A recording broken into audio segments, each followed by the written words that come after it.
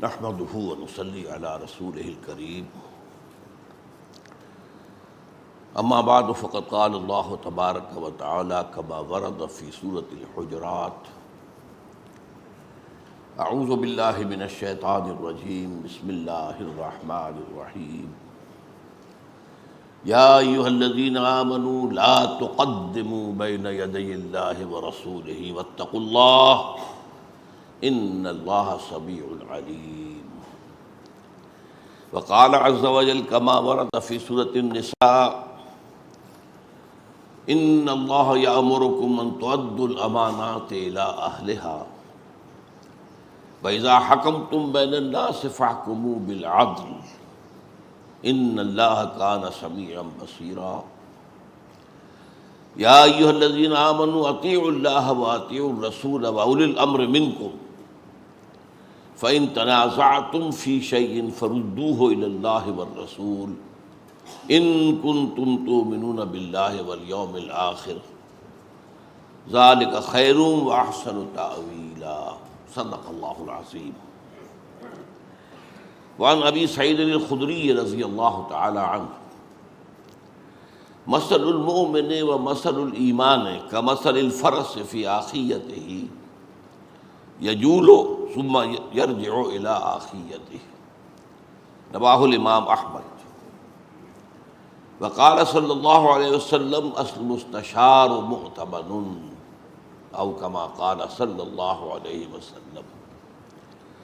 رب اشرح لی صدری ویسر لی امری واحلل عقدۃ من لسانی یفقہوا قولی. اللہم ربنا الہمنا رشدنا واعذنا من شرور انفسنا اللہم ارنا الحق حقا وارزقنا اتباعہ وارنا الباطل باطلا وارزقنا اجتنابہ آمین یا رب العالمین. گزشتہ جمعے میں آپ کو یاد ہوگا کہ میں نے مالاکٹ ڈویژن میں جو آرمی ایکشن ہو رہا ہے اس کا واقعاتی پس منظر بیان کیا تھا اور اس کے جو ممکنہ نتائج ہو سکتے ہیں ان کا ذکر کیا تھا. اب صورتحال یہ ہے کہ وہ ایکشن جو ہے پوری شدت اور پوری قوت کے ساتھ جاری ہے. اگرچہ خبریں متضاد آتی ہیں. کبھی کہا جاتا ہے کہ باجوڑ بالکل خالی کرایا جا چکا ہے، کبھی معلوم ہوتا ہے پھر باجوڑ کے اندر کچھ لوگ ہیں، جو پاکٹس ہیں جن پر ابھی مقابلہ جاری ہے.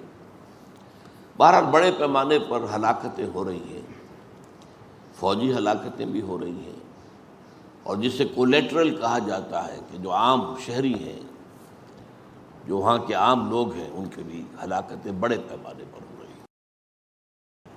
اور پھر جو ایکسوڈس ہوا ہے، اب کہا جا رہا ہے کہ 22 لاکھ تک تعداد پہنچ چکی ہے ان لوگوں کی جو اپنے گھروں سے نکل کر آ گئے ہیں، یا تو وہ اپنے دور دراز کے اعزاء اور اقربا کے پاس جا کر ان کے مہمان بن گئے ہیں، یا پھر وہ کیمپوں میں آئے ہیں، اور کیمپوں میں آنے کے لیے 2 دن پیدل چلنا پڑا ہے. یہ معاملہ بھی رہا ہے، اور اس میں مرد بھی تھے، بچے بھی تھے، عورتیں بھی تھیں.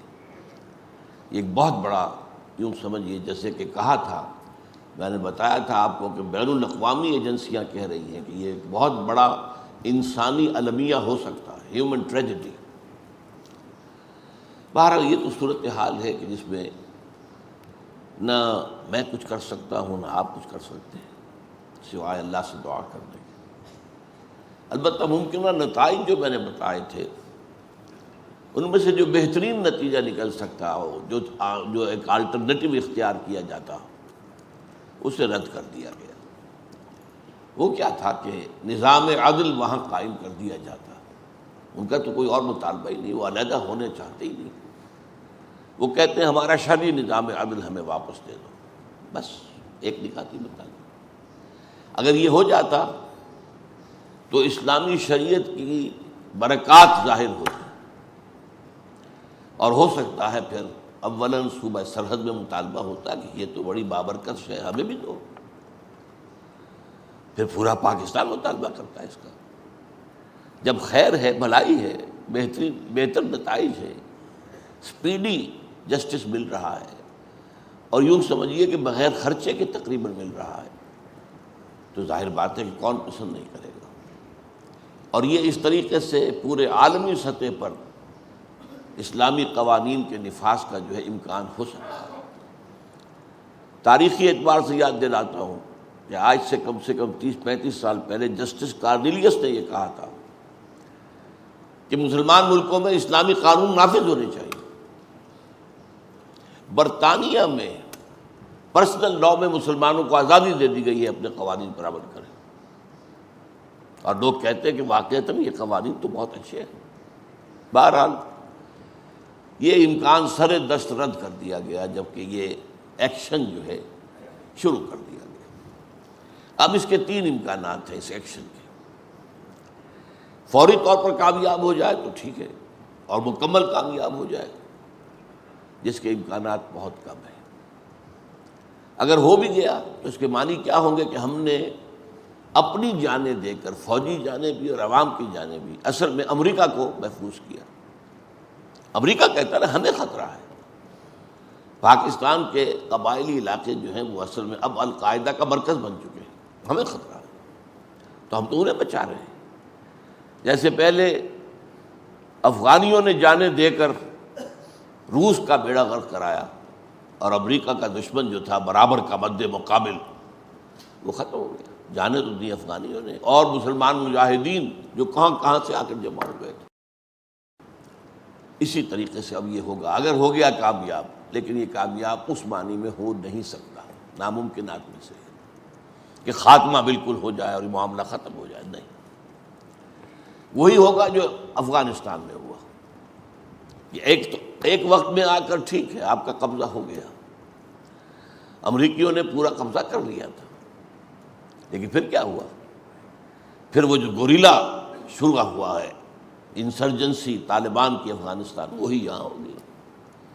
کوئی فرق ہے نہیں، یہ چھوٹا سا افغانستان ہے، یہ افغانستان بہت بڑا ہے، یہ چھوٹا سا، یہ جو ٹرائنگل میں نے آپ کو بتائی تھی کہ کوہ ہمالیہ اور کوہ ہندوکش کے درمیان یہ علاقہ جو ہے، اس کا زیادہ علاقہ پاکستان میں، تھوڑا سا علاقہ اس ٹرائنگل کا افغانستان میں ہے۔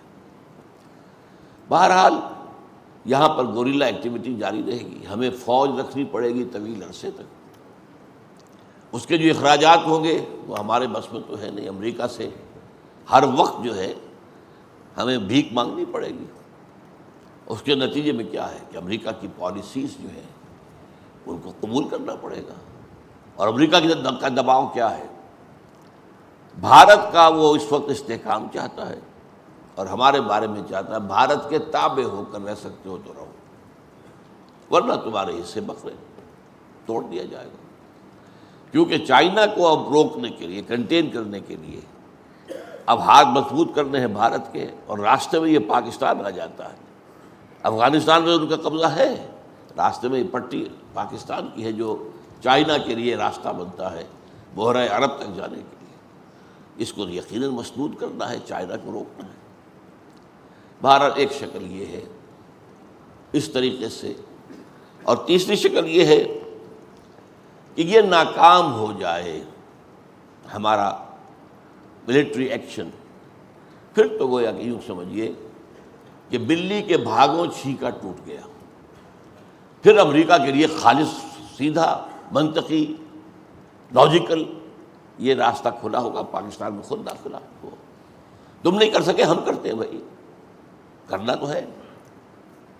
بہرحال یہ ساری صورتحال جو ہے یوں سمجھیے کہ اس وقت ہم اسی پالیسی پر چل رہے ہیں، ٹھیک جو 9/11 کے بعد مشرف نے اختیار کی تھی، بین ہی وہی پالیسی، وہی جو اس نے کہا تھا یو آر ود اس اور اگینسٹ اس، وہی جو چیلنج ہے امریکہ کی طرف سے ہمارے سامنے موجود ہے۔ بہرحال جیسا کہ میں نے عرض کیا تھا، ہم دعا کر سکتے ہیں نمبر 1، اور نمبر 2 اس دعا کی قبولیت کی شرط کہ ہم اپنی زندگی اس کام کے لیے وقف کریں، ان صلاتی و نسکی و محیای و مماتی للہ رب العالمین، ایک جماعتی زندگی میں آ کر جد و جہد کریں کہ یہاں پہ اسلام آئے۔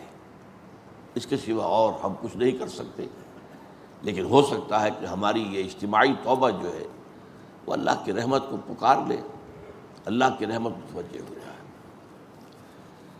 یہ تو جو میں نے پچھلے جمعے میں مضمون لیا تھا اس کا تکملہ سمجھ لیجیے۔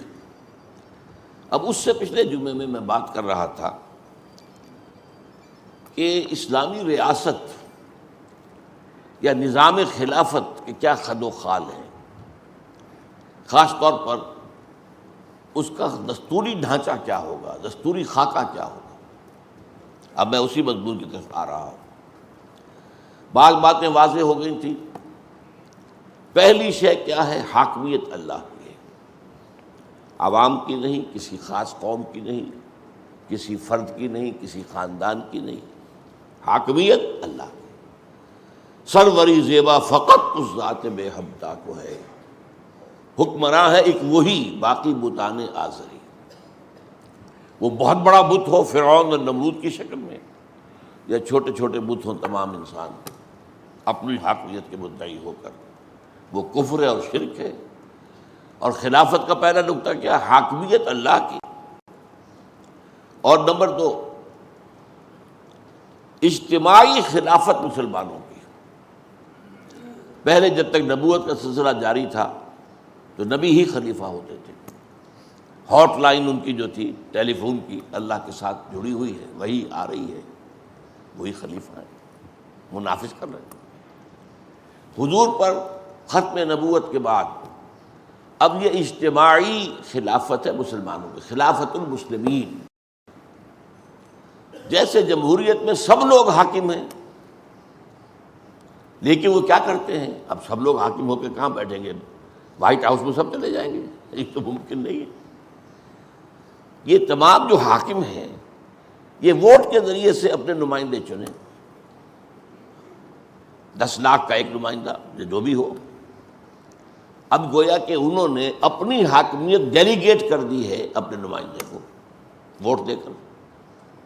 اب یہ بیٹھ جائیں گے، اسے پارلیمنٹ کہہ لیں، اسے چاہے مجلس ملی کہہ لیں، جو بھی چاہے کہہ لیں، وہ بیٹھ کر قانون سازی کریں گے اور جو چاہیں گے کریں گے۔ انہیں نہ کسی خدا کے حکم کا کسی کی پرواہ ہے، نہ رسول کے فرمان کی پرواہ ہے، وہ تو جو چاہیں گے قانون بنائیں گے۔ چاہیں گے تو شراب کو حرام کر دیں گے، جیسے امریکہ میں ہوا تھا۔ اسٹیٹسٹکس دیکھے گئے کہ شراب کے نشے میں کتنے ایکسیڈنٹ ہو جاتے ہیں، کتنے اہم سرکاری راز نکل جاتے ہیں۔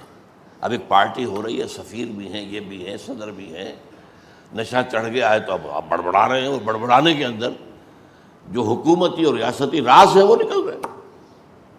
اس لیے نشے میں انہیں کیا پتا میں کیا بک رہا ہوں۔ تو اسٹیٹسٹکس پر وہاں سارا دار و مدار ہوتا ہے۔ لہذا پروہیبیشن ایکٹ پاس کر دیا گیا، شراب حرام، شراب ممنوع ہے۔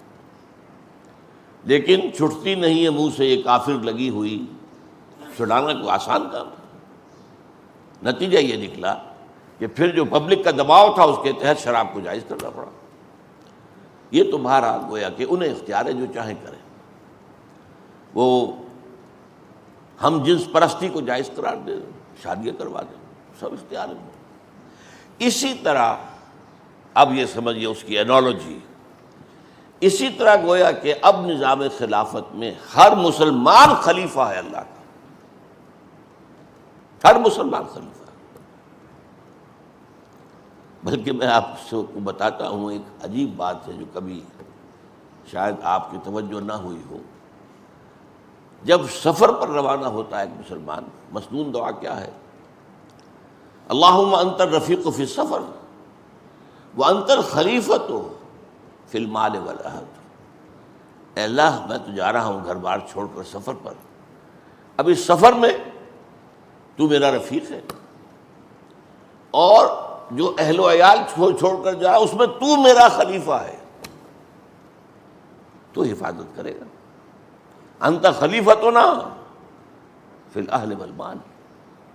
تو یہ خلافت اس معنی میں سمجھیے کہ دو طرفہ عمل ہے، ہر انسان اللہ کا خلیفہ ہے، اور کبھی اللہ بن جاتا ہے خلیفہ انسان۔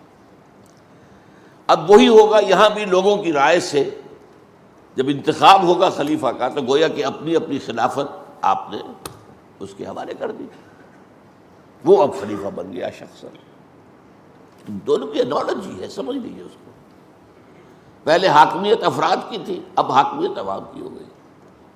پہلے خلافت انفرادی تھی، شخصی تھی، اب وہ عوامی ہو گئی، مسلمانوں کی اجتماعی خلافت ہو گئی۔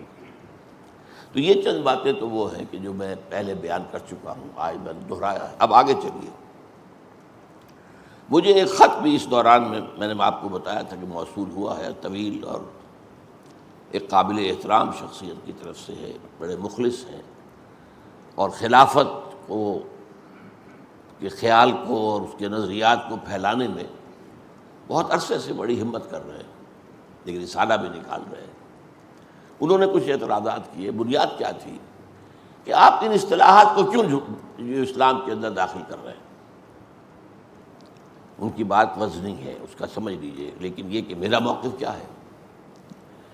دیکھیے، سب سے پہلی بات یہ ہے کہ اسلام ایک کامل نظام ہے اور اس کی اپنی اصطلاحات ہیں۔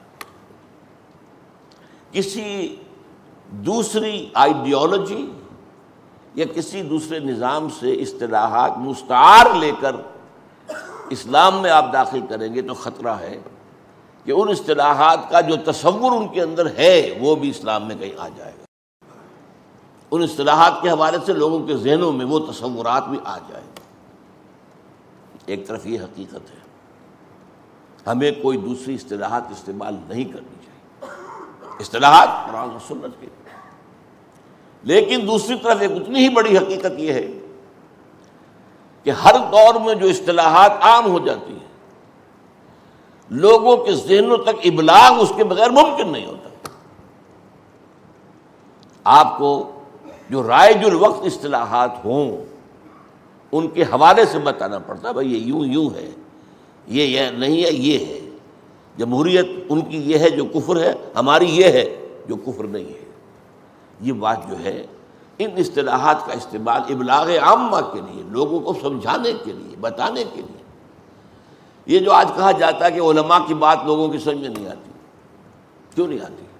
وہ قدیم اصطلاحات میں بات کرتے اور لوگ جو ہے عام پڑھا لکھا آدمی ان اصطلاحات سے واقف نہیں۔ علماء تو اپنے درمیان کمیونیکیٹ کر دیں گے، ان اصطلاحات میں بات کریں گے اور سمجھیں گے ایک دوسرے کی بات، عوام نہیں سمجھ سکتے۔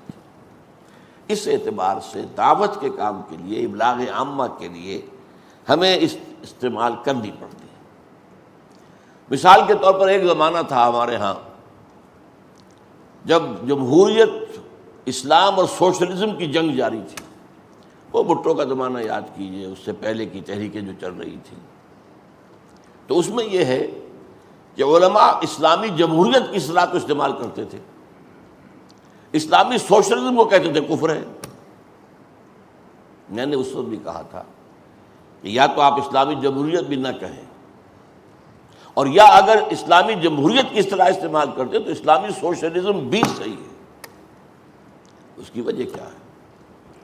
دیکھیے، جمہوریت، اس پر سب سے پہلی کتاب جو لکھی گئی ہے وہ حضور سے 1000 سال پہلے لکھی گئی، ریپبلک، پلیٹو کی، افلاطون کی کتاب۔ اور کتاب اتنی وزنی ہے کہ آج تک زندہ ہے۔ عام کتاب تو ختم ہو جاتی ہے، دنیا میں اس کا وجود نہیں رہتا، لیکن افلاطون تو لفظ افلاطون جو ہے، بڑا افلاطون بنا پھرتا ہے، تو افلاطون تو ہمارے یہاں محاورہ ہے، وہ بہت بڑے عاقل اور بڑے فلسفے کے لیے۔ اس کی کتاب ریپبلک، لیکن سب سے پہلی ریپبلک محمد نے قائم کی صلی اللہ علیہ وسلم۔ کیا مطلب؟ خلافت میں کسی خاندان کی حکومت نہیں ہے، کوئی آمریت، کوئی خود جو ہے طاقت سے آ کر مسلط ہو جائے، وہ نہیں ہے۔ خلافت میں تو ظاہر بات ہے باہمی مشورے سے، لوگوں کے مشورے سے خلافت قائم ہوگی، یہی تو ریپبلک ہے۔ اور کسے کہتے ہیں؟ پبلک کے حوالے سے کسی نظام کا قائم ہونا، یہ خلافت ہے۔ اس اعتبار سے وہ جو ریپبلک کتاب، اگرچہ اس کا نظام کچھ اور تھا جو اس نے دیا ہے ریپبلک میں، لیکن یہ کہ جمہوریت تو تھی اس سے، تو وہ جو ہے اصل میں first republic government was establish by Muhammad صلی اللہ علیہ وسلم۔ اسی طریقے سے سوشلزم، شروع میں تو لفظ کمیونزم بہت چلا تھا، پھر اس کے بعد تھوڑا سا ہٹا معاملہ تو سوشلزم پر آ گئے۔ سوشلزم جن مقاصد کو پورا کرنا چاہتا ہے وہ سب سے پہلے خلافت نے پورے کیے. سب سے پہلے دنیا میں اسلامک سوشلسٹ اسٹیٹ قائم ہوئی ہے خلافت راشدہ میں. سوشلزم کہتے کسے ہیں؟ ملک کی وسائل اور دولت پر کسی خاص طبقے کی اجارہ داری نہ ہو، بلکہ عوام کے تک جو ہے تقسیم دولت کا نظام منصفانہ ہو. یہ نہیں ہے کہ ایک طبقے کے پاس دولت جمی ہوتی جا رہی ہے اور ایک طبقہ جو ہے مفلوک ہوتا جا رہا ہے. سوشل، عوامی، سب تک جو بھی اللہ نے دیا ہے اس ملک کے اندر، جو بھی وسائل ہیں، جو بھی خیرات ہیں اللہ کی طرف سے جو بھی اس یہاں پر برکتیں رکھی گئی ہیں، ان میں حصے دار ہونا چاہیے پوری قوم کو. تھوڑا بہت فرق، کوئی شخص زیادہ محنت کر رہا ہے وہ اس نے زیادہ کما لیا، جو کم کر رہا ہے وہ تو ہوگا، وہ بالکل برابر وہ تو خود دنیا میں کبھی ہوا ہے نہ ہو سکتا ہے. لیکن یہ ہے کہ یہ نہ ہو کہ دولت کا ارتکاز ہو جائے خاص حلقے میں. کہ لا یکون دولۃ بین الاغنیاء منکم، یہ اصول دیا تھا قرآن نے. ایسا نہیں ہونا چاہیے کہ دولت تمہارے دولت مندوں ہی کے اندر رہے، اسے پھیلنا چاہیے. اور نمبر 2 یہ ہے اصل سوشلزم، ہر شہری کی بنیادی ضروریات کی کفالت کی ضمانت ریاست کو دے دی. حد ہے یہ کہ حضرت عمر فرماتے ہیں کہ اگر دجلہ و فرات کے کنارے کوئی کتا بھی بھوکا مر گیا تو میں ذمہ دار ہوں قیامت کے دن. کجا کے انسان، آج یہی تو ہے. سوشلزم نے کیا کیا ہے؟ کوئی شخص جو ہے بنیادی ضروریات سے محروم نہیں رہے گا.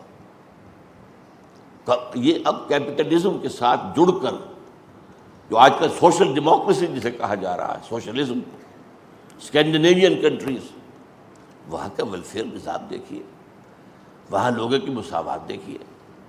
جہاں ملکہ کا بیٹا پڑھے گا وہیں جو ویلفیئر پر پڑھ رہا بھکاری ہے اس کا بیٹا بھی وہیں پڑھے گا.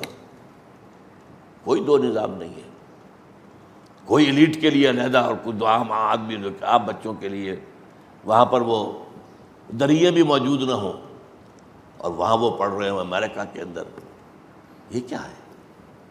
اور جہاں ملکہ کا علاج ہوگا، یہ میں ڈنمارک کی بات کر رہا ہوں، میں چونکہ وہاں ہو کے آیا ہوں، دیکھا سارا معاملہ، وہیں پر ایک عام آدمی کا علاج بھی ہوگا بالکل برابر، بالکل برابر. ہاں صرف اتنا کیا تھا انہوں نے کہ ملکہ صاحبہ کے لیے ایک کمرہ ہاسپٹل میں مخصوص کر دیا تھا. ہو سکتا ہے کوئی ایمرجنسی ہو جائے ملکہ کو اور اس وقت ہاسپٹل میں جگہ نہ ہو، بس ایک کمرہ مخصوص رہے گا، خالی رہے گا اس کے لیے، بس باقی علاج وہی ہوگا جو عام آدمی کا ہو رہا.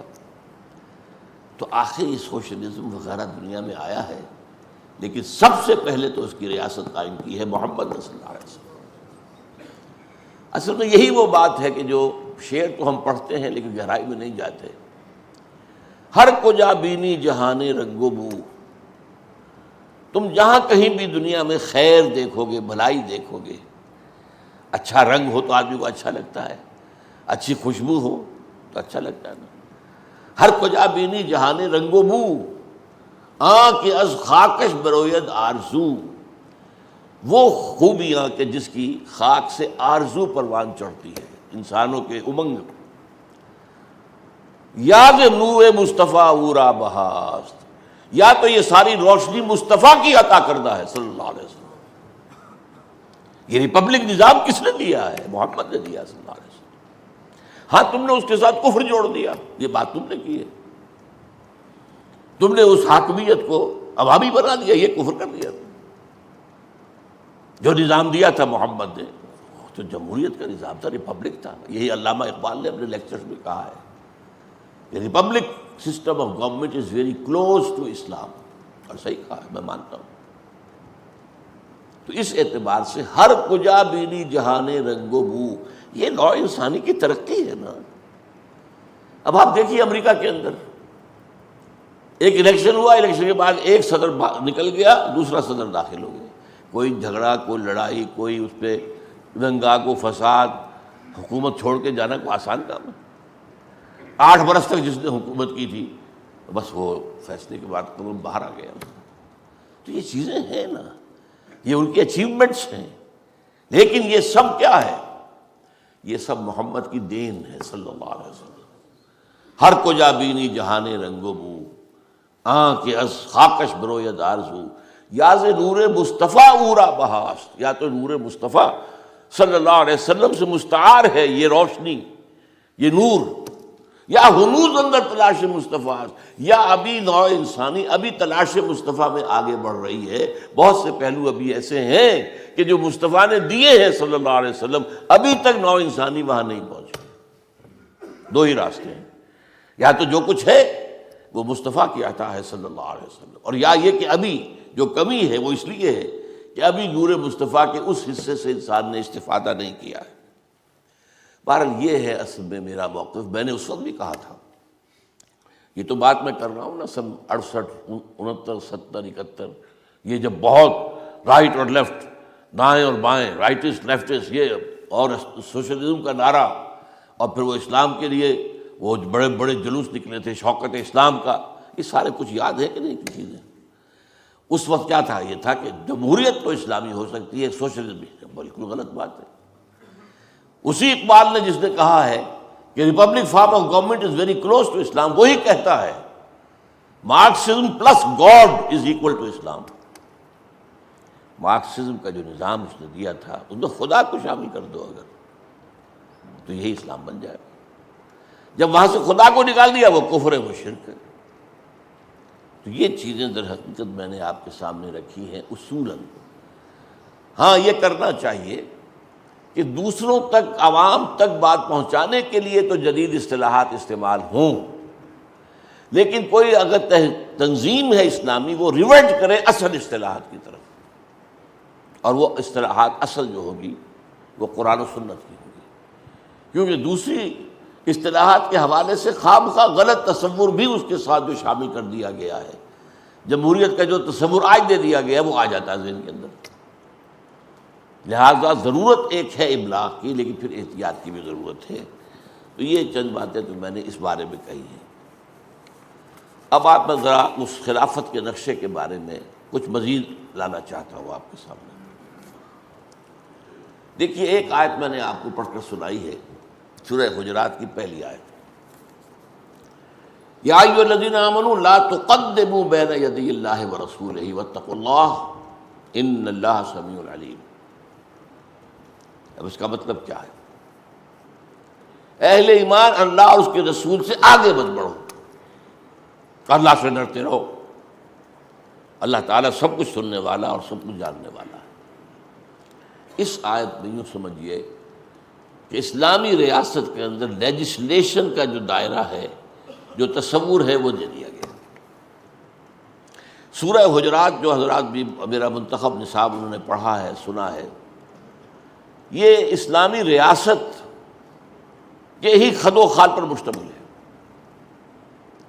لیجسلیٹو اتھارٹی کیا ہوگی اسلامی ریاست میں، خلافت میں، with in the limits of کتاب اینڈ سنہ، اس کو کراس نہیں کر سکتے آپ۔ اب اس کی وضاحت کے لیے بہترین ایک میں نے حدیث دنیا میں پیش کی ہمیشہ، ابھی آپ کو سنائی، حضرت ابو سعید الخدری رضی اللہ تعالی عنہ سے، مسند احمد میں 2 روایتیں موجود ہیں اس کے تھوڑے سے لفظی فرق کے ساتھ۔ مومن کی مثال اس گھوڑے کی سی ہے جو ایک کھونٹے سے بندھا ہوا ہے، چلتا ہے پھرتا ہے، ادھر جاتا ہے پھر کھونٹے کی طرف آ جاتا ہے۔ کیا مطلب ہے اس کا؟ دیکھیے ایک گھوڑا ہے جو بندھا ہوا نہیں ہے، وہ جدھر چاہے گا جائے گا، جتنی دور چاہے گا نکل جائے گا، بھاگ جائے گا۔ ایک گھوڑے کو آپ نے باندھا ہوا ہے، وہ پابند ہو گیا نا۔ بندہ مومن پابند ہے، آزاد نہیں ہے۔ اللہ کو مانتے ہو تو اللہ کے احکام کے پابند، رسول کو مانتے ہو تو رسول کے فرمودات کے پابند، قرآن کو مانتے ہو تو قرآن کے پابند، پابندی ہے نا۔ یہ بندھے ہوئے گھوڑے کی مثال ہے، کھلے کی نہیں ہے۔ البتہ اب اسی مثال کو ذرا میں ایکسٹینڈ کرتا ہوں تو سمجھیے، کھلا میدان ہے، آپ چاہتے ہیں گھوڑا بھاگے دوڑے بھی، ورنہ کھڑا کھڑا تو ہو سکتا ہے اس کے آزاد ڈھیلے ہی پڑ جائے۔ آپ اسے ایک 200 گز لمبی رسی سے باندھ دیں کھوٹے سے، کیا نتیجہ نکلے گا کہ 200 گز کے نصف قطر radius a radius of 200 yards کا دائرہ وجود میں آ جائے گا. وہ گھوڑا شمال میں بھی جا سکتا ہے لیکن 200 گز تک، 201واں گز نہیں آئے گا. جنوب میں بھی جا سکتا ہے لیکن 200 گز تک، 201واں گز نہیں آئے گا. مشرق میں بھی جا سکتا ہے، مغرب میں بھی جا سکتا ہے. آزادی بھی ہے اور پابندی بھی ہے. اس دائرے کے اندر وہ آزاد ہے. مشرق میں جائے، مغرب میں جائے، شمال میں جائے، جنوب میں جائے، 50 گز پہ بیٹھ جائے، 100 تک چلا جائے، 200 تک چلا جائے، آگے نہیں. کھوٹے سے بندہ کھڑا رہے، ٹھیک ہے، اس کی مرضی ہے. یہ ہے بس جمہوریت اسلام میں. کتاب و سنت کے احکام کا دائرہ. لا تقدموا بین یدی اللہ ورسولہ. میں نے ایک دفعہ اس صورت کا میں درس دے رہا تھا اسلام آباد میں کمیونٹی سینٹر میں. پہلی صف میں بیٹھے ہوئے تھے جسٹس محمد افضل چیمہ، شاید بہت سے لوگوں نے نام سنا ہو. کافی مشہور رہے اپنے زمانے میں، چیف جسٹس بھی رہے ہیں. اس کے بعد رابطہ عالم اسلامی کے یہاں پر اس علاقے کے وہ محتمم رہے ہیں. تو وہ میری پہلی صف میں بیٹھے ہوئے تھے، سن رہے تھے. میں نے جب اس آیت کا یہ مفہوم بیان کیا، بعد میں ایک ملاقات میں کہ میں حیران ہو گیا ہوں کہ اس آیت کو ہزاروں مرتبہ میں نے پڑھا، لیکن یہ تصور جو آپ نے دیا ہے کمال کر دیا. آپ تو دستور کا خاکہ. میں نے تو کبھی ادھر سنا ہی نہیں تھا، نہ میں نے سوچا تھا. میں یہ بھی کہتا رہا ہوں کہ ہمارے دستور میں جو ہے no legislation can be done repugnant to the Quran and the Sunnah, یہ اسی آیت کا ترجمہ ہے. جس نے بھی کیا ہے بہت قابل تعریف ہے. آخر کچھ لوگوں نے وہ ورڈنگز بنائی ہیں نا. یہ ورڈنگز جو ہیں جنہوں نے دستور کا وہ خاکہ بنایا ہے، تو اس سے بہترین جو ہے اس کی ترجمانی نہیں ہو سکتی کہ قرآن اور سنت کے منافی کوئی قانون یہاں نہیں بن سکتا. بس ہاں، جو چیز قرآن و سنت کے منافی نہیں ہے اس میں آپ قانون سازی جو چاہیں کر لیں. تو انہوں نے کہا کہ یہ بات تو پہلی مرتبہ کھلی کہ اسلامی دستور کا اصل جو دستور کی بنیاد ہے وہ تو یہاں بیان کی گئی. اسی طرح اسلامی ریاست کا شہری کون ہوتا ہے، اس پر بحث ہے اس صورت کے آخر میں. اسلامی ریاست کی شہریت مسلمان کے لیے ہے، اس میں ایمان کی شرط نہیں ہے. ایمان تو ہم جان ہی نہیں سکتے کسی کے اندر ہے کہ نہیں ہے. یہ بحث صرف سورہ حجرات میں آئی ہے. قالت الاعراب آمنا قل لم تؤمنوا ولکن قولوا اسلمنا ولما يدخل الايمان في قلوبكم. اسلام اور ایمان کو علیحدہ کر کے کہ ایمان کی بنیاد پر نہیں ہے معاشرہ. مجھے کیا پتہ، میں نکاح خواہ ہوں، کسی کا نکاح پڑھا رہا ہوں، مجھے کیا پتہ اس میں ایمان ہے کہ نہیں ہے. میں اسی بنیاد پہ پڑھا رہا ہوں مسلمان ہے. تو ساری دنیا کے اندر سارا معاملہ اسلام پر ہے، ایمان پر نہیں ہے. آخرت میں سارا معاملہ ایمان پر ہے، اسلام پر نہیں ہے. تو مسلمانوں کے قائد اعظم بھی اگر ہو لیکن ایمان دل میں نہیں ہے تو وہاں تمہاری کوئی حیثیت نہیں ہے. ایمان دل والا ہی. تو یہ اصل میں اب یوں سمجھیے کہ یہ دائرہ تو ہے قرآن اور سنت کا. اس کے اندر جو کچھ ہے مباح ہے. گھوڑا آزاد ہے، جتنا چاہے جائے، جتنا چاہے جائے، 200 گز تک. اس کو کہیں گے یہ مباحات کا دائرہ ہے.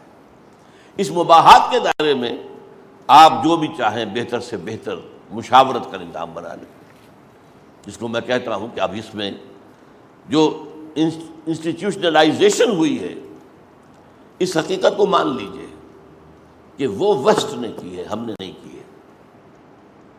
انسٹیٹیوشن بنانا، ادارے بنانا، یہ کہ لیجسلیچر علیحدہ ہے، جوڈیشری علیحدہ ہے، ایگزیکٹو علیحدہ ہے، یہ ہم نے نہیں بنائے. اصول مل جائیں گے آپ کو خلافت راشدہ میں اور قرآن اور حدیث میں، ادارے تو نہیں ملتے نا. اب اس دائرے کے اندر جمہوریت کے وہ ساری چیزیں موجود ہیں کہ جو آج دنیا مانتی ہے. Number 1، freedom of expression. ہر شخص کو اپنی رائے کے اظہار کا موقع ہے. وہ جلسہ کرے اور اپنی رائے بتائے، اسے حق ہے. ہاں، کتاب و سنت کے خلاف کوئی بات نہیں. اور یہ حق غیر مسلموں کو نہیں دیا جائے گا کہ وہ چاہے تو اسلام کے خلاف تبلیغ کریں، اسلام کے خلاف بولیں. خلافت مسلمین کی ہے، عوام کی نہیں ہے. It's not popular khilafah, it is khilafah of the muslimeen, of the Muslims. لیکن مسلموں کو سارے اختیارات حاصل ہیں. آپ بات کریں، آپ حکومت پر تنقید کریں، آپ حکومت کی پالیسیوں سے اختلاف کریں. You have the right. freedom of expression and criticism, freedom of association. جماعت بنانے کے آپ کو حق ہے، آپ جماعت بنائیں، البتہ آپ کا مینیفیسٹو جو ہے وہ سپرنائز کیا جائے گا کہ اس میں کوئی خلاف اسلام شے تو نہیں ہے، بس۔ مباحات کے دائرے میں ٹیکسیشن پالیسی کا معاملہ ہے، آپ کو پارلیمانی نظام بنانا ہے یا مرکزی جو ہے نظام بنانا ہے، یا یہ کہ وہ صدارتی نظام، یہ مباحات ہیں۔ قرآن نے نہ اس کو لازم کیا نہ اس کو حرام کیا، مباح۔ اچھا اگر آپ صوبائی نظام بناتے ہیں، یہ بھی ہو سکتا ہے، یونٹری گورنمنٹ کوئی صوبے ہیں ہی نہیں، ایران میں کوئی صوبے نہیں ہے، بنگلہ دیش میں کوئی صوبے نہیں ہے، ایک ہی مرکزی حکومت، ایک ہی اسمبلی ہے۔ یہ ہمارے ہاں جو 4 اسمبلیاں صوباؤں کے اندر بنی ہوئی ہیں وہ تو وہاں نہیں ہے، حالانکہ ان کی تو تعداد ہم سے زیادہ ہے آبادی۔ تو یہ یونٹری نظام ہے۔ ایک ہے جس کے اندر کے نظام بناتے پارلیمانی، ایک صدر، ایک وزیر اعظم، ایک نظام وہ ہے صدارتی، اس میں صدر، یہ سب کچھ یہ مباحات ہے بھائی، ان میں سے جو چاہو، جو تمہارے لیے زیادہ سوٹیبل ہو وہ کرو۔ اسی طریقے سے اب جو لیجسلیشن ہے وہ سب لوگوں کی رائے سے بنے گی، لیکن صرف مباحات کے دائرے میں، اور اس میں بھی اگر کسی کو اختلاف ہے تو اس کو حق ہوگا کہ وہ کورٹ آئے۔ اس ضمن میں اب میں 2 آیتیں آپ کو سنانا چاہتا ہوں سورہ نساء کی، یہ 58 اور 59 2 آیات بڑی اہم۔ پہلی آیت میں 2 انسٹیٹیوشن کا ذکر ہے، ان اللہ یامرکم ان تؤدوا الامانات الی اہلہا، اللہ تمہیں حکم دیتا ہے کہ امانت کے حقداروں کے حوالے کرو۔ یہ ہے اصل میں نظام۔ آپ کو اگر ووٹ کا حق دیا گیا، یہ ایک بہت بڑی امانت ہے، یہ اس کے اہل کو دو۔ دیکھو کون متقی ہے، کون صاحب علم ہے، کون صاحب فکر ہے، جس کے اندر یہ صلاحیتیں ہوں، اس کو دو۔ حدیث نبی میں نے سنائی آپ کو، المستشار مؤتمن، جس سے مشورہ کیا جائے اسے گویا کہ امین بنا دیا جاتا ہے۔ میں نے آپ سے کوئی بات پوچھی ہے تو اب آپ جو ہے امین ہیں۔ ایک تو یہ کہ میں نے جس بات میں آپ سے مشورہ مانگا اسے عام نہ کر دیں، ڈھڈورا نہ پیٹ دیں، اس وہ میرا اور آپ کا راز ہے۔ نمبر 2 یہ کہ آپ پابند ہیں کہ جو بہترین رائے آپ کے نزدیک ہو وہ مجھے دیں۔ یہ نہیں کہ کوئی اور بات ہو کہ چلو اس کو الٹی پٹی پڑھاؤ، پرانا کوئی اپنا جو ہے بدلہ اس سے لے لو، نہیں۔ المستشار مؤتمن، تو ہر ووٹ جو ہے ایک امانت ہے اللہ کی طرف سے، وہ دو اس کے اہل لوگوں کو۔ یہ نہ دیکھو یہ میری برادری کا ہے، یا میرا یہ کام کر سکتا ہے، یہ پولیس پرچے کے اندر میری مدد کر سکتا ہے، یا پیسہ دے کر آپ ووٹ لے رہے ہو، نہ آؤ برا۔ تو یہ ادارہ گویا کہ ان تؤدوا الامانات الی اہلہا۔ دوسرا ادارہ اسی آیت کے اندر آتا ہے، وَإِذَا حَكَمْتُم بَيْنَ النَّاسِ فَاحْكُمُوا بِالْعَدْلِ، جب فیصلہ کرنے بیٹھے لوگوں کے درمیان تو عدل کے ساتھ فیصلہ کرو۔ یہ عدلیہ ہو گئی۔ یہ یوں سمجھیے کہ جیسے آم کی گٹھلی میں پورا آم کا درخت ہے، ان آیتوں میں، ان الفاظ میں یہ پورا سسٹم موجود ہے۔ ایک جو ہے ایگزیکٹو ہے، ایک جوڈیشری ہے۔ ایگزیکٹو کے لیے کون سی آیت ہے؟ یا ایھا الذین آمنوا اطیعوا اللہ واطیعوا الرسول واولی الامر منکم، اہل ایمان اطاعت کرو اللہ کی اور اطاعت کرو رسول کی صلی اللہ علیہ وسلم، اور اپنے میں سے جو والی امر ہیں، ولی الامر ہیں، جو اقتدار اور اختیار والے ہیں، حکمران ہیں، ان کی اطاعت کرو۔ لیکن فرق کیا رکھا دیکھیے، اللہ اور اس کے رسول کے ساتھ تو دوہرا کر اطیعوا اللہ و اطیعوا الرسول، یہ اطاعت مستقل ہیں، یہ عارضی نہیں ہے۔ اپنے میں سے اولو الامر، یہ غیر مسلمان آ جائیں وہ آپ پر حاکم ہو جائیں، آپ ان کی اطاعت کے پابند نہیں ہیں۔ ہاں تم میں سے جو لوگ فعالی امر بنا دیے گئے وہ انتخاب کے ذریعے سے ہوگا، جو پہلی آیت میں آ چکا، ان تؤدوا الامانات الی اہلہا، اہل لوگوں کو منتخب کر کے پھر ان کے حوالے وہ اولو الامر ہو گئے، اب ان کی اطاعت کرو۔ لیکن فرض کیجئے آپ سمجھتے ہیں کہ یہ اولو الامر کا جو فلاں فیصلہ ہے وہ شریعت کے خلاف ہے، تو اب کیا کرو گے؟ فَإِن تَنَازَعْتُمْ، اگر تمہارے مابین اختلاف ہو جائے، جھگڑا ہو جائے، فَرُدُّوهُ إِلَى اللَّهِ وَالرَّسُولِ، تو لوٹا دو اس معاملے کو اللہ اور اس کے رسول کی طرف۔ مستقل جو اطاعتیں ہیں وہ اللہ اور اس کے رسول کی ہیں، اس سے آگے کی اطاعت جو ہے مشروط ہے، اللہ اور اس کے رسول کے احکام کے دائرے کے اندر اندر اطاعت ہوگی، چاہے وہ ابو بکر ہو اور چاہے عمر ہو رضی اللہ تعالیٰ عنہما۔ حضور کی اطاعت مطلق تھی، جو حکم دے اطیعوا اللہ و اطیعوا الرسول۔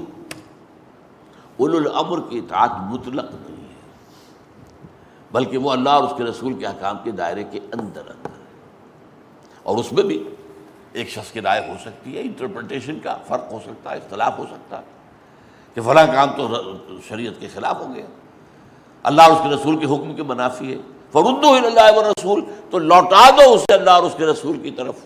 طے تو ہو گئی بات، لیکن وہ کہاں جائیں، کس سے بات کریں؟ یہ انسٹیٹیوشن خلافت راشدہ میں موجود نہیں تھا، اصول تھا۔ حضرت ابوبکر نے کہا میں سیدھا چلوں تو تم پر میری اطاعت فرض ہے، اور ٹیڑھا ہو جاؤں تو مجھے سیدھا کرنا تمہارا فرض ہے۔ سیدھا کریں کیسے؟ آپ تو خلیفۃ المسلمین ہیں، خلیفۃ الرسول، بلکہ حضرت ابوبکر کو تو خلیفۃ الرسول کہا جاتا تھا، ان کی بات کے خلاف کہاں جائیں گے؟ Where is the court of appeal? لہٰذا انسٹیٹیوشن نہیں تھا، اصول تھا۔ آج انسٹیٹیوشن بنا دیے گئے۔ آپ کو معلوم ہے دنیا میں طاقتور ترین انسان جو ہوتا ہے وہ امریکہ کا صدر ہوتا ہے، لیکن امپیچمنٹ ہو سکتی ہے اس کی، اس کا طریقہ کار موجود ہے ان کے دستور کے اندر، اس کے خلاف آپ جا سکتے ہیں، لیکن یہ جو ہے یہ انسٹیٹیوشن وہاں موجود نہیں تھا۔ میں اس کی ایک اور مثال اس سے بھی واضح دے دوں آپ کو۔ حضرت عمر نے جب یہی بات فرمائی، جب میں سیدھا ہوں تو تمہیں میری اطاعت کرنی ہوگی، اور میں ٹیڑھا ہوں تو مجھے سیدھا کرنا ہوگا، تو ایک بندو کھڑا ہو گیا، اس نے تلوار اپنی کھینچی اور کہا اگر ٹیڑھے ہو گئے تو ہم اس سے ٹھیک کر دیں گے تمہیں۔ اور حضرت عمر نے اللہ کا شکر ادا کیا کہ میرے پیچھے چلنے والے جو ہیں وہ حیوانات نہیں ہیں، بیڑوں کا گلہ نہیں ہے، ڈیف اینڈ ڈمب نہیں ہے، جو کہ آنکھیں کھول کر چلیں گے، علی بصیرۃ انا ومن اتبعنی، بجائے اس کے کہ ڈانٹتے گئے کیا بات تم نے کہہ دی ہے۔ لیکن کیوں؟ اس کے علاوہ اور راستہ کون سا تھا وہاں؟ کسی کو سیدھا کرنے کا راستہ اور کون سا تھا وہاں؟ ہاں، ایک موقع پر حضرت عمر نے قدم اٹھایا، جب مسئلہ سامنے آیا کہ عراق اور ایران اور شام یہ فتح ہو گئے، بہترین زرخیز علاقے، اب کچھ لوگوں نے یہ کہا کہ انہیں ہمارے درمیان تقسیم کرو، 5واں حصہ ان زمینوں کا وہ بیت المال کی ملکیت ہوگا، یہ مال غنیمت ہے، جہاد کے نتیجے میں حاصل ہوا ہے، یہ زمینیں ہمارے اندر تقسیم کر دیجیے، جیسا کہ حضور نے خیبر کی زمینیں تقسیم کر دی تھی، تو یہ کیجیے۔ حضرت عمر نے کہا نہیں، مال غنیمت کا اطلاق ہوگا صرف اس مال پر جو عین محاذ جنگ میں ملے، ہتھیار ہیں، بیڑے بکریاں ہیں، اونٹ ہیں، گھوڑے ہیں، اور جو قیدی ہیں POWs انہیں آپ غلام بنا سکتے ہیں، کوئی عورتیں محاذ جنگ پر قید میں آئی ہیں تو ان کو آپ کنیزیں بنا سکتے ہیں، لیکن اس کا یہ مطلب تو نہیں کہ پورے ایران کی عورتوں کو کنیزیں بنا لیں اور پورے ایران کے اشخاص کو اپنے ذاتی غلام بنا لیں اور پورے ایران اور شام اور عراق کی زمینیں جاگیریں بن جائیں، تو تاریخ انسانی کا عظیم ترین جاگیر زارانہ نظام پیدا ہو جاتا۔ حضرت عمر کی اپنی رائے تھی، آپ پڑھ گئے، ادھر سے وہ بھی لڑ گئے۔ پھر کیا کیا حضرت عمر نے؟ ایک کمیٹی بنائی خاص، 5 اوس 5 خزرج کے آدمی جو زمینداری سے واقف تھے۔ قریش زمینداری کو نہیں جانتے تھے، ان کا ہاں پیشہ تھا ہی نہیں، زمین پہ ان کے جو ہے کوئی شے اگتی نہیں تھی۔ وادٍ غیر ذی زرع، یہ حضرت ابراہیم کی دعا میں الفاظات ہیں، ان کے سامنے رکھا تھا۔ تو عمر نے فرمایا کہ یہ میں آج تقسیم کر دوں تو بعد میں آنے والے مسلمانوں کو کیا ملے گا، نمبر 1، اور نمبر 2، اس وقت ہمیں اتنی بڑی سلطنت کی اس کی حفاظت کے لیے اب اسٹینڈنگ آرمی رکھنی پڑے گی، ان کے اخراجات کہاں سے آئیں گے؟ تو ان کے دلائل کو اس کمیٹی نے کہا صحیح ہے یہ دلائل، اس نے فیصلہ کیا، اور حضرت عمر کے فیصلے کے اوپر جو ہے یہ قانون طے ہو گیا کہ جو ملک بھی بزور شمشیر فتح ہوگا اس کی زمینیں کسی کی ملکیت نہیں ہوگی، وہ خراجی زمینیں کہلائیں گی، بیت المال کی ملکیت ہوگی، اور جو بھی وہاں پر کام کریں گے چاہے وہ غیر مسلم تھے اور چاہے اب تو وہ مسلموں سے کوئی مسلمان بھی ہو گیا ہو، ان کی زمینیں ان کی ملکیت نہیں ہوگی، وہ وہاں کام کریں گے، خراج دیں گے، اور خراج کے ذریعے سے پھر بے شمار جو ہے پیسہ آئے گا۔ پھر آپ اسٹینڈنگ آرمیز رکھیے، آپ کو اور ضرورت دفاع کی جو ہے وہ پوری کیجیے۔ تو اس لیے زمین کی دو قسمیں ہیں شریعت اسلامی میں، ایک یہ خراجی، ایک عشری زمین وہ ہوتی ہے جہاں کے لوگ لڑے بھیڑے بغیر خود ایمان لے آئے، ان کی زمینیں ان کی ملکیت رہتی ہیں۔ جیسے مدینے کے لوگ، وہ تو خود حضور کو لے کر آئے تھے، حضور نے مدینے کو فتح تو نہیں کیا تھا، تو وہاں جو زمینیں تھیں وہ ان کی ملکیتیں قرار پائی، اور ان سے عشر لیا جائے گا۔ جیسے مسلمانوں سے زکوٰۃ لی جائے گی، غیر مسلموں سے جزیہ لیا جائے گا۔ جزیہ کیا؟ ٹیکس۔ مسلمان زکوٰۃ دیں گے، وہ جزیہ دیں گے۔ اور یہ زمینیں جو ہے مسلمانوں، پورا جو انڈونیشیا ہے، جو ملائیشیا ہے، وہاں کی ساری زمینیں جو ہے وہ عشری ہیں، کیونکہ وہاں پر کوئی تلوار مسلمانوں نے چلائی ہی نہیں۔ وہاں تو وہاں جو لوگ اسلام لائے ہیں، عرب تاجروں کی تبلیغ اور دعوت سے، اور ان کو دیکھ کر کہ کتنے اچھے لوگ ہیں یہ اسلام، وہ اسلام کا نمونہ بن کر جاتے تھے نا، ایمبیسڈرز آف اسلام، اسلام کے سفیر بن کے جاتے تھے، انہیں دیکھ کر ایمان لائے۔ سارا ہندوستان کا جو مغربی ساحل ہے وہ بھی اسی طرح اسلام لایا، وہاں تلوار نہیں چلی، اسی طرح تاجر آتے تھے ساحل کے اوپر آ کر تجارت کرتے تھے۔ تو یہ تمام علاقے جو ہیں یہ عشری ہیں، لیکن جو زمینیں بھی کسی وقت بدور شمشیر فتح ہوئی ہیں وہ عشری نہیں ہے، وہ خراجی ہے، وہ کسی کی ملکیت نہیں ہے، بیت المال کی ملکیت ہے۔ اب آپ ایک لفظ استعمال کر رہا ہوں، آپ میں سے بہت سے لوگ پھر اعتراض کریں گے، یہ نئی اصطلاح کیوں بڑھ رہی؟ نیشنلائزیشن آف لینڈ، یہ پہلا قدم جو ہے حضرت عمر نے اٹھایا۔ انفرادی ملکیت نہیں ہے یہ زمینیں، نیشنلائزیشن کسے کہتے ہیں؟ انفرادی ملکیت نہیں، قومی ملکیت۔ یہاں پر کیا کیا گیا؟ انفرادی ملکیت نہیں، بیت المال کی ملکیت، امت مسلمہ کی کلیکٹو ملکیت ہے۔ یہاں سے جو ہے ایشو ہوگا پرمٹ، فلاں شخص کو اتنی زمین جو ہے وہ دی گئی ہے، کاشت کرے گا، خراج اس میں سے دے گا، وہ مر جائے گا تو یہ نہیں کہ اس کا بیٹا خود بخود جو ہے وہ اس کا کاشتکار ہو گیا، اسے نیا جو ہے فرمان لینا پڑے گا۔ ہو سکتا ہے 5 بیٹے ان میں سے ایک کہے کہ صاحب مجھے زمین کا دے دیجیے، باقی کوئی اور کام کر رہے ہو، تو وہ ایک زمین کاشت کرے گا، خراج دے گا۔ تو یہ اصول میں نے آپ کو بتایا کہ مشورے میں حکم جو اطاعت کا ہے، اطیعوا اللہ و اطیعوا الرسول، یہ تو ہے دونوں چیزیں مستقل بالذات۔ وَأُولِي الْأَمْرِ مِنْكُمْ، یہ ہے مشروط، اس لیے اطیعوا کا لفظ تیسری دفعہ نہیں لائے، اطاعت کرو اپنے اولی الامر کی۔ فَإِن تَنَازَعْتُمْ فِي شَيْءٍ، اب میں نے تنازع آپ کو جو دور خلافت کا تنازع آپ کے سامنے رکھ دیا، حضرت عمر سے اختلاف کر رہے ہیں لوگ، فَرُدُّوهُ إِلَى اللَّهِ وَالرَّسُولِ، اللہ اور اس کے رسول کے احکام کو دیکھو اور اس کے مطابق فیصلہ لو۔ تو گویا کہ کوئی کورٹس ہونی چاہیے، یہ جو ہے لیجسلیٹو اور ایگزیکٹو ایک طرف اور جوڈیشری دوسری طرف، دونوں کے مابین۔ جوڈیشری دیکھے گی کہ دستور کے خلاف کوئی حکم تو نہیں دیا ہے ایگزیکٹو نے، اور جوڈیشری دیکھے گی کہ جو بھی نظام یہاں پر بن رہا ہے، جو بھی لوگوں کا قانون سازی کا نظام ہے، وہ کہیں اسلام سے آگے پیچھے تو نہیں ہو رہا۔ تو یہ 3 انسٹیٹیوشنز جو ہے آج نوع انسانی نے اپنے سوشل ایولیوشن کے پروسیس سے ڈیولپ کیا، ہمیں اختیار کرنے ہوں گے۔ یوں سمجھیے کہ بجلی کس نے ایجاد کی؟ کیا کسی مسلمان نے کی؟ ہم استعمال کرتے ہیں کہ نہیں؟ ہم یہ تو نہیں کہتے یہ تو کسی امریکن کی ایجاد کرنا ہے، ہم تو استعمال نہیں کریں گے۔ اسی طریقے سے یہ لاؤڈ سپیکر ہم استعمال کریں، کس نے ایجاد کیا؟ کسی مسلمان نے تو نہیں کیا۔ ایئر کرافٹ کس نے بنایا؟ غیر مسلموں نے بنایا۔ تو جیسے ایئر کرافٹ ہے، کتنی کمپلیکیٹڈ مشینری ہوتی ہے، ایسے اسٹیٹ کرافٹ آج کہلاتا ہے، ریاستی نظام۔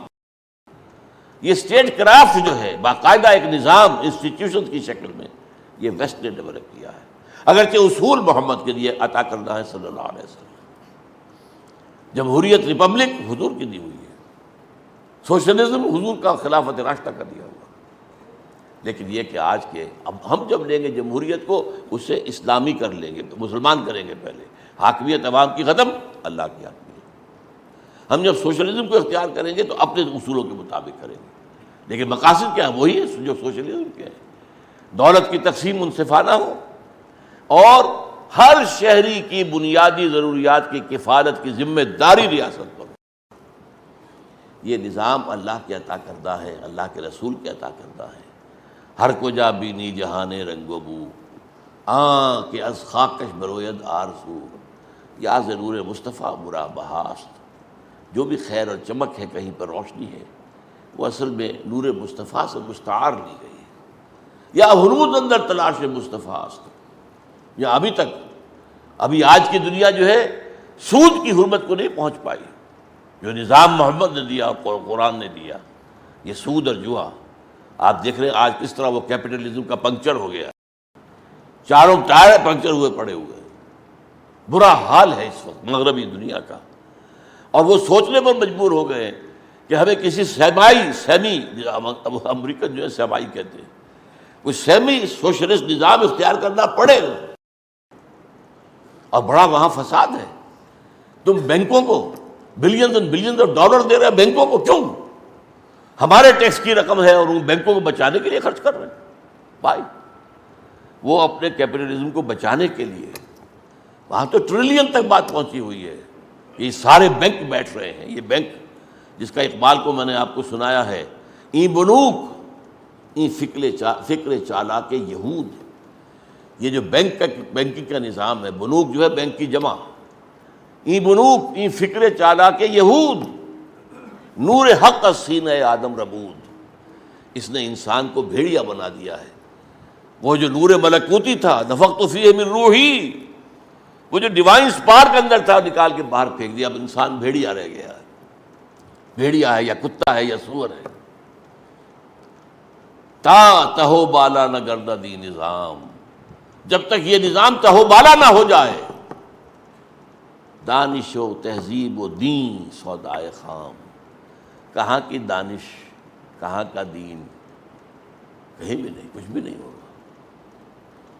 اس کو تو اس نظام کو پہلے تلپٹ کرنا پڑے گا۔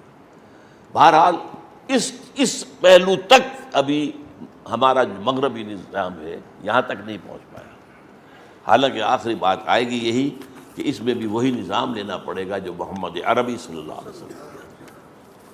اقول قولی ھذا واستغفر اللہ لی ولکم ولسائر المسلمین والمسلمات۔